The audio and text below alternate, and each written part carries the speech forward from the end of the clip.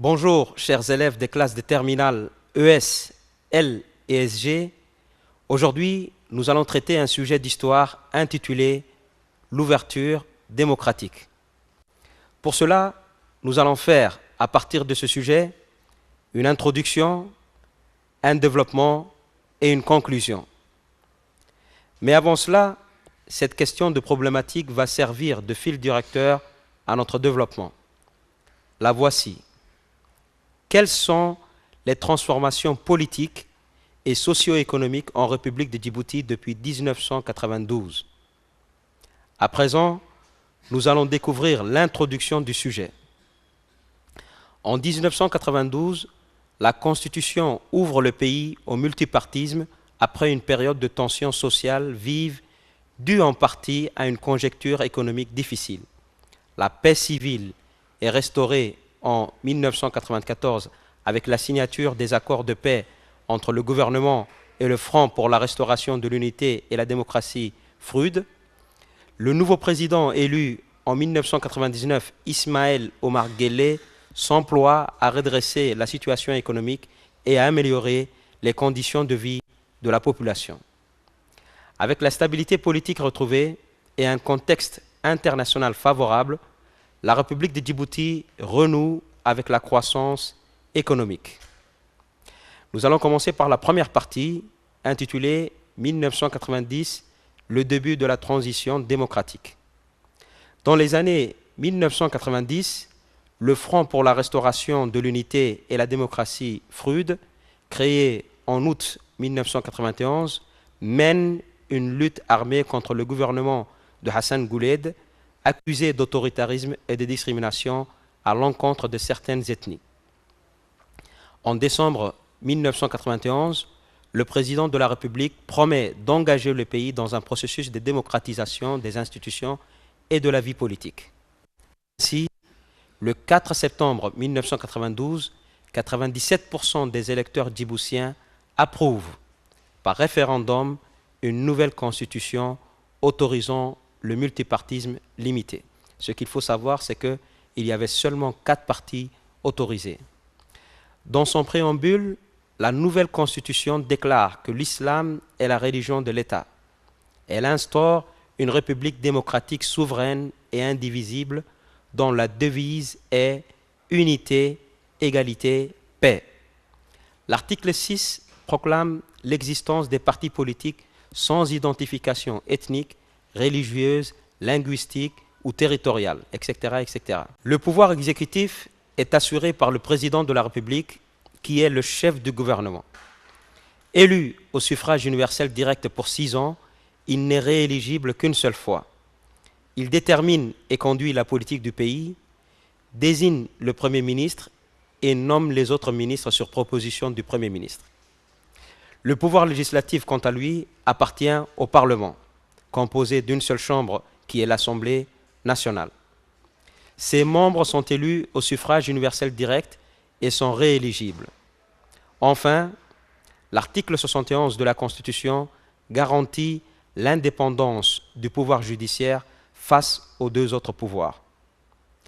Les premières élections législatives pluralistes furent organisées le 18 décembre 1992. Elles opposent le Rassemblement populaire pour le progrès, RPP, au Parti du renouveau démocratique, PRD, fondé par Mohamed Jama El Abbé. Ces élections sont remportées par le RPP avec 75% des voix contre 25% pour le PRD. Aux élections présidentielles du 7 mai 1993, 3 partis politiques, le RPP, le PRD et le Parti national démocratique PND, dirigé par Aden Roblé Awalé, ainsi que 2 candidats indépendants, Ahmed Ibrahim Abdi et Mohamed Moussa Ali dit Tourtour, s'opposent. À la fin des élections, le président sortant Hassan Guled est réélu avec 61% des voix.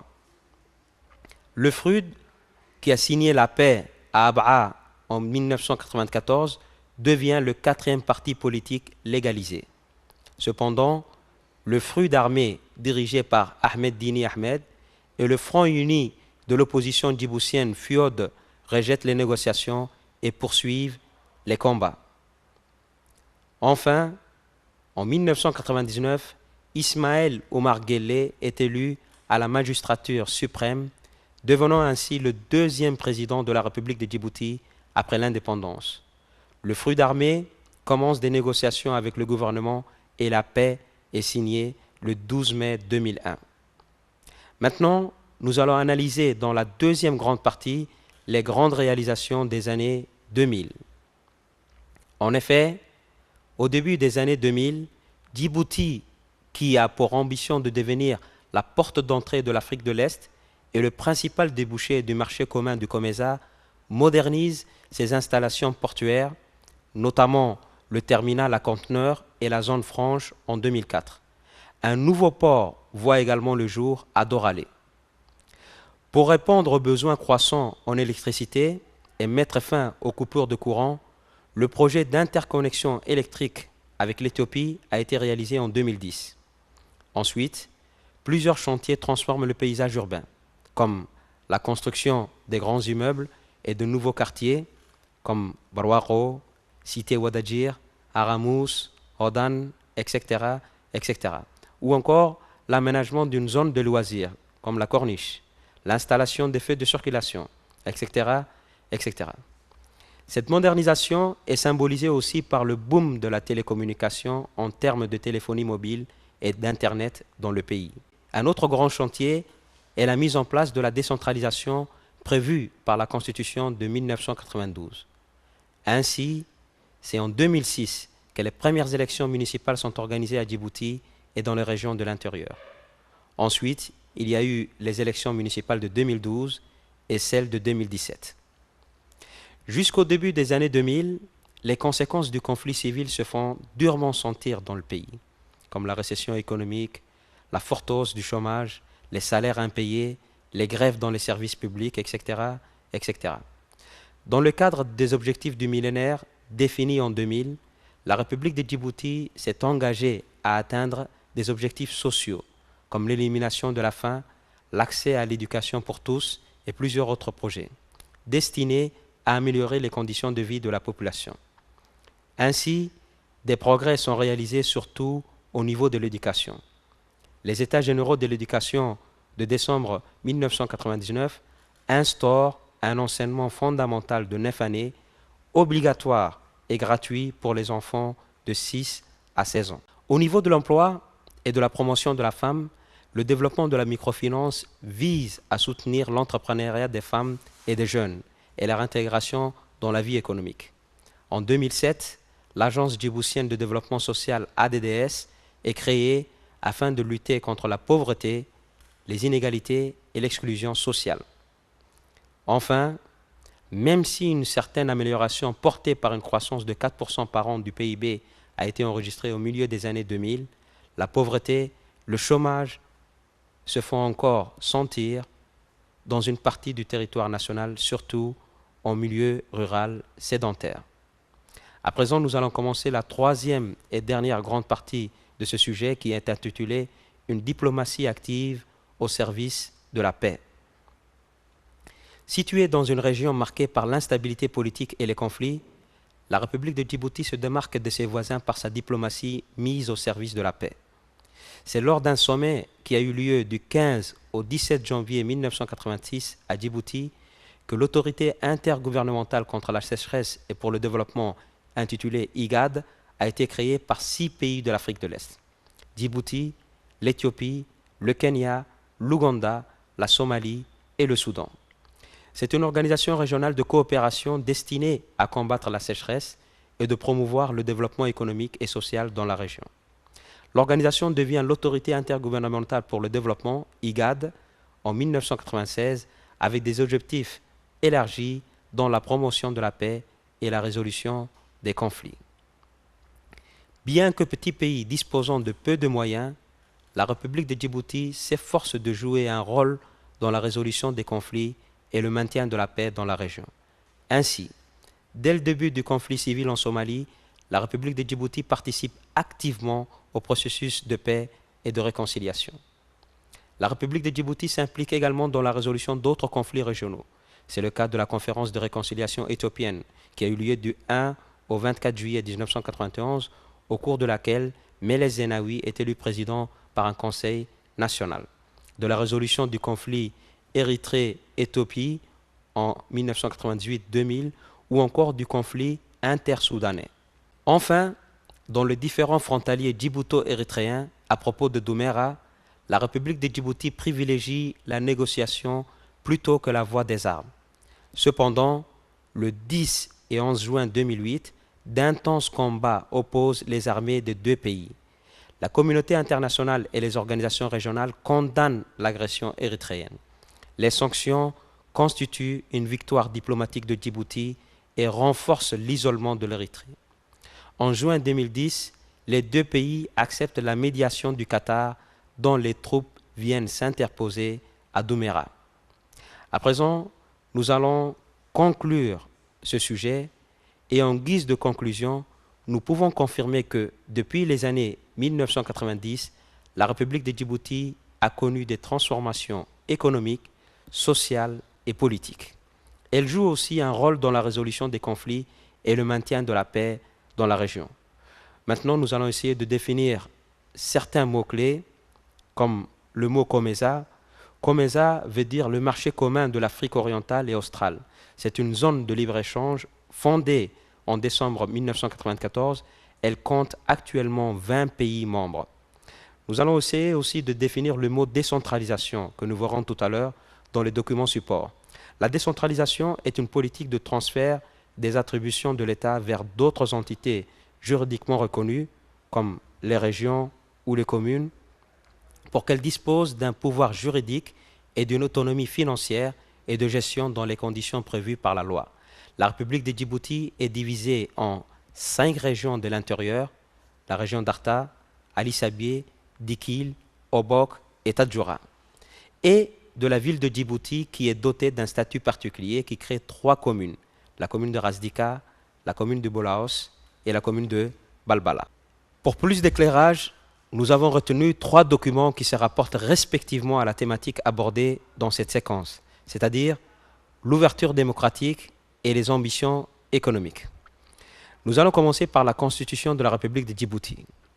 La Constitution djiboutienne du 15 décembre 1992 est l'actuelle Constitution de la République de Djibouti, approuvée par les Djiboutiens lors du référendum du 4 septembre de la même année. Elle entre en vigueur environ 2 semaines plus tard. Plus haute norme juridique du pays, elle fera l'objet de 3 révisions constitutionnelles, 2006, 2008 et 2010, respectivement avec la loi constitutionnelle du 2 février 2006, modifiant l'organisation du travail de l'Assemblée nationale qui devient maîtresse de son ordre du jour, avec la loi constitutionnelle du 19 janvier 2008, réorganise les juridictions de contrôle des finances publiques et finalement, avec la loi constitutionnelle du 21 avril 2010, interdit la peine de mort, article 3 qui modifie l'article 10. La Constitution de 1992 met fin à 15 ans de parti unique. C'est le début d'une nouvelle ère dans la vie politique du pays. Le multipartisme s'impose désormais comme l'alternative au système du parti unique. Article 2. L'article 6 de la Constitution ainsi rédigé, les partis politiques concourent à l'expression du suffrage. Ils se forment et exercent leur activité librement dans le respect de la Constitution, des principes de la souveraineté nationale et de la démocratie.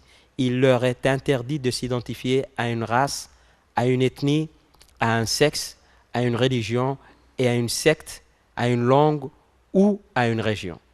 Les formalités relatives à la déclaration administrative des partis politiques, à l'exercice et à la cessation de leur activité sont déterminées par la loi. Est modifiée comme suite, les partis politiques et ou groupements de partis politiques concourent à l'expression du suffrage.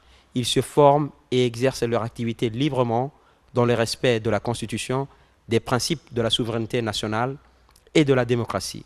Il leur est interdit de s'identifier à une race, à une ethnie, à un sexe, à une religion, à une secte, à une langue ou à une région. Les formalités relatives à la déclaration administrative des partis politiques et ou groupements de partis politiques, à l'exercice et à la cessation de leur activité sont déterminées par la loi. Voici à présent un document qui illustre bien la volonté du chef de l'État à doter des collectivités locales les moyens administratifs et financiers nécessaires pour un développement durable adaptée prenant en compte les spécificités géographiques, culturelles et économiques de chaque région. La décentralisation. Envisagée pour la première fois en 2006, la décentralisation est remise à l'ordre du jour. Il s'agit désormais d'opérer le délicat transfert de compétences et de moyens de l'État vers les collectivités locales. C'est une première dans l'histoire de Djibouti. En mai, un ministère délégué à la décentralisation a vu le jour lors de la formation du gouvernement, comme pour sanctionner le fait que l'aménagement du territoire reste un grand chantier à accomplir. Une tentative avait déjà été lancée en 2006, au lendemain des premières élections locales organisées dans le pays. Une volonté politique en marche. La nomination d'un jeune ministre issu du développement local témoigne de la prise de conscience des dirigeants politiques djiboutiens de l'importance de la réforme à mener. Dans un premier temps, il s'agit de procéder à la déconcentration des services publics, hors d'une capitale qui représente à elle seule 75% de la population du pays et 90% de la formation des richesses. La question fiscale. Côté décentralisation, il ne semble pas nécessaire de démultiplier les niveaux de responsabilité et donc les coûts de fonctionnement pour se rapprocher de la population. Mais il reste à définir un cadre juridique pour accompagner les transferts de compétences de l'État vers les collectivités territoriales. Le grand point d'interrogation concerne la définition d'une vraie fiscalité locale, même symbolique.